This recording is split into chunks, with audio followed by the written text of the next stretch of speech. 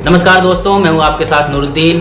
आज हम बात करेंगे मोदी सरकार के उस टूल किट के बारे में जिसे मीडिया की आवाज़ को दबाने के लिए तैयार किया गया है।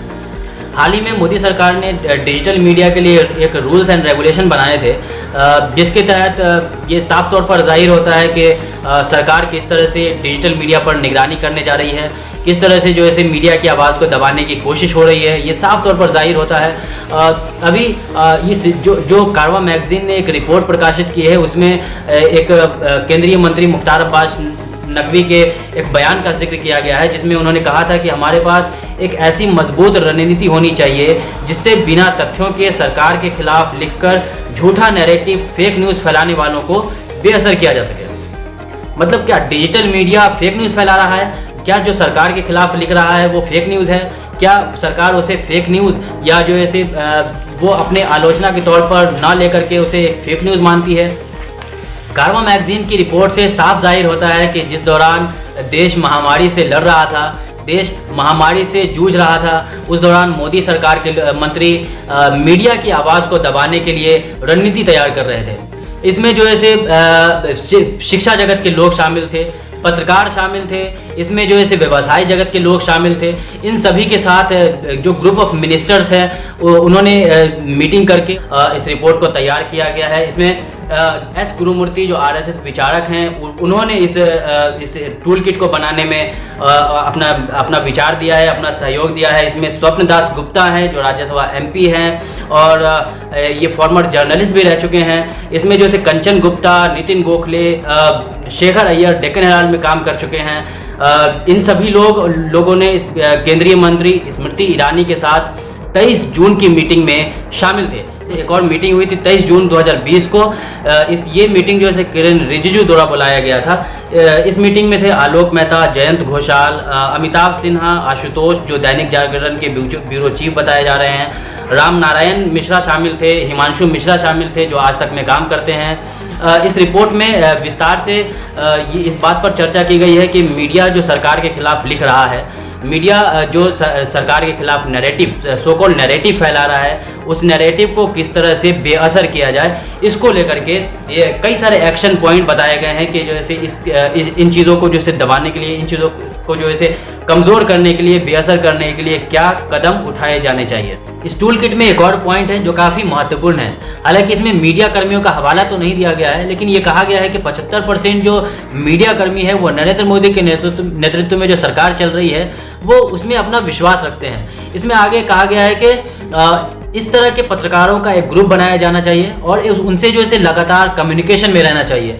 इसमें आगे कहा गया है कि जो सरकार कार्यक्रम के लिए जो है अपने रणनीति जो तैयार करती है, वो चीज़ें जो है मीडिया को दिया जाना चाहिए और वो उन मीडिया को जो है मुहैया कराया जाना चाहिए जो सरकार के पक्ष में लिखते बोलते हैं। ये उन चीज और आगे इसमें कहा गया है कि सहयोगी संपादकों, स्तंभकारों, पत्रकारों और टिप्पणीकारों को मिलाकर समूह का गठन किया जाना चाहिए और उन्हें नियमित रूप से काम में लगाए रखना चाहिए।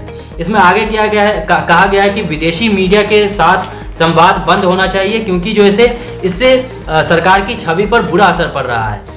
सरकार के इस टूल किट में जिन पत्रकारों का नाम शामिल है उसको लेकर के कारवां मैगजीन ने बताया है कि कई पत्रकारों के साथ उन्होंने संपर्क किया, लेकिन कईयों ने इसका जवाब नहीं दिया।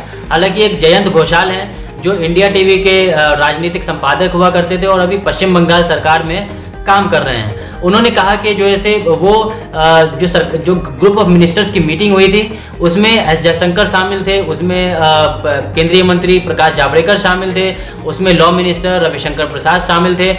तो उन्होंने बताया कि ये ग्रुप ऑफ मिनिस्टर की जो मीटिंग बुलाई गई थी उसमें इस बात को लेकर के कहीं भी कोई चर्चा नहीं हुआ था और इस बात को लेकर के कहीं भी कोई जिक्र नहीं हुई थी। उस दौरान जो है चीन के मसलों को लेकर के पत्रकारों को बुलाया गया था और उन पत्रकारों की राय ली गई थी। हालांकि कई पत्रकारों ने अपना जवाब देने से इनकार किया। ग्रुप ऑफ मिनिस्टर्स की मीटिंग में एक और पत्रकार शामिल थे, इनका नाम है नितिन गोखले। इन्होंने जो है एनडीटीवी में काम किया हुआ है, इन्होंने तहलका मैगजीन में काम किया हुआ है, अभी राष्ट्रीय सुरक्षा सलाहकार अजीत डोभाल के ये करीबी माने जाते हैं। इन्होंने एक कलर कोड का सुझाव दिया है, मतलब जो पत्रकार सरकार के खिलाफ लिखते हैं या जो पत्रकार सरकार के पक्ष में लिखते हैं या जो न्यूट्रल हैं उनके लिए एक कलर कोड सुझाया है। इन्होंने बताया कि हरा रंग उनको दिया जाए जो न्यूट्रल पत्रकार हैं उन्हें हरा रंग दिया जाए, और जो काला रंग है, काला रंग उन पत्रकारों को दिया जाए जो सरकार के खिलाफ लिखते हैं, और सरकार के पक्ष में लिखने वालों को सफ़ेद रंग का एक कलर कोड सुझाया गया है। मतलब ये चीज़ें जो है नाजियों के टाइम पे जर्मनी में हुआ करता था, लोगों की पहचान करके जो नाजी थे उन पर जुल्म ढाते थे। अभी उसी तरह से जो है एक टूल किट तैयार किया जा रहा है, और ये बताने की कोशिश की जा रही है कि मीडिया की आवाज़ को किस तरह से दबाया जाए, मीडिया को किस तरह से जो है सप्रेस किया जाए, और मीडिया को किस तरह से जो है कंट्रोल किया जाए। इसकी जो है सरकार ने पूरी पुरजोर कोशिश कर रहे हैं। ग्रुप ऑफ मिनिस्टर्स की मीटिंग में प्रसार भारती के प्रमुख सूर्य प्रकाश भी शामिल थे। उन्होंने इस मीटिंग में अपने सुझाव दिए कि मोदी सरकार के पास मीडिया की आवाज़ दबाने के लिए अपार शक्ति है, लेकिन हमें इस बात पर पुनर्विचार करने की आवश्यकता है कि हमने जो है मीडिया में अपने मित्रों का जो है विस्तार नहीं किया है। मतलब मीडिया में जो है हम अपने मित्रों की जो संख्या है उसमें हमने बढ़ोतरी नहीं की है। सो इस पर पुनर्विचार करने के लिए जो है सूर्य प्रकाश सुझाव दे रहे हैं।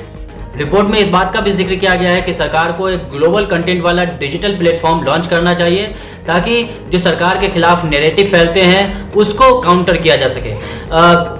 एक रिलायंस द्वारा फंडेड एक थिंक टैंक है ऑब्जर्वर रिसर्च फाउंडेशन, उससे जुड़ी हुई है कंचन गुप्ता। उन्होंने इस रिपोर्ट में इस बात पर जोर दिया है कि जो गूगल जिस मीडिया संस्थान को प्रमोट करता है उसको किस तरह से जो है काउंटर किया जाए, उसको किस तरह से जो है काबू में किया जाए। इसको लेकर के उन्होंने कहा है कि इस पर एक जैसे विस्तार रूप से चर्चा करने की ज़रूरत है। ये उन्होंने एक सुझाव दिया है और कहा है कि ग्लोबल कंटेंट वाला एक वेब पोर्टल लॉन्च किया जाना चाहिए, ताकि जो सरकार के खिलाफ ग्लोबली जो सरकार के खिलाफ नैरेटिव फैलते हैं उसको जो है काउंटर किया जा सके। अभी हाल ही में जिस तरह से जैसे ग्रेटा थनबर्ग और जो रियाना थी, उन्होंने जो किसान आंदोलन को लेकर के ट्वीट किया था, उसको लेकर के अंतर्राष्ट्रीय मीडिया में काफ़ी चर्चा हुई और सरकार की काफ़ी आलोचना हुई। कहीं ना कहीं जो है अंतर्राष्ट्रीय स्तर पर जो है सरकार की आलोचना हो रही है। इसको लेकर के कहीं ना कहीं सरकार चिंतित है और एक global content web portal launch करने की तैयारी में भी सरकार अपने कदम बढ़ा रही है। अब बात करते हैं केंद्रीय मंत्री रविशंकर प्रसाद की। उन्होंने जो मीटिंग में अपनी बात रखी है, उन्होंने जो है अपने जो सुझाव दिए हैं उसमें उन्होंने कहा है कि हमारे पास जो सटीक सुझाव मिलते हैं, लेकिन हमें यह समझ नहीं आता कि सरकार में होने के बावजूद स्क्रॉल, वायर और जो कुछ एक क्षेत्रीय ऑनलाइन मीडिया है उसकी बराबरी हम क्यों नहीं कर पा रहे, मीडिया पर हमारा दखल विस्तारित नहीं हो पा रहा है, ऐसा केंद्रीय मंत्री रविशंकर प्रसाद कह रहे हैं। सरकार के डिजिटल मीडिया को लेकर के रूल्स एंड रेगुलेशन को लेकर के ये साफ जाहिर है कि अगर आप सरकार के खिलाफ लिख रहे हैं तो आपको जो इसे दबाया जाएगा। अगर आप सरकार के पक्ष में लिख रहे हैं तो आपकी मान्यता है, आपको अहमियत दी जाएगी। ग्रुप ऑफ मिनिस्टर्स की मीटिंग में नुपुर शर्मा भी शामिल थी। उन्होंने कहा कि ऑफ इंडिया जैसे वेब पोर्टल को बढ़ावा मिलना चाहिए। इसमें कई और पत्रकार जो शामिल थे उन्होंने जो है इस बात का समर्थन किया और कहा कि जो ऑफ इंडिया जैसे वेब पोर्टल हैं उनका समर्थन किया जाना चाहिए, उनको जो है फंड दिया जाना चाहिए। और ऐसे जो मीडिया ऑर्गेनाइजेशन है उनको जो है डिजिटल प्लेटफॉर्म पर और बढ़ावा मिलना चाहिए। मंत्रियों को जो है उनके ट्वीट्स रीट्वीट करने चाहिए, उनके फेसबुक पर जो है अपने प्रोफाइल पर शेयर करने चाहिए। ऑफ इंडिया एक दक्षिणपंथी वेबसाइट है जो फेक न्यूज़ फैलाता है और सरकार के प्रोपेगेंडा को बढ़ावा देता है।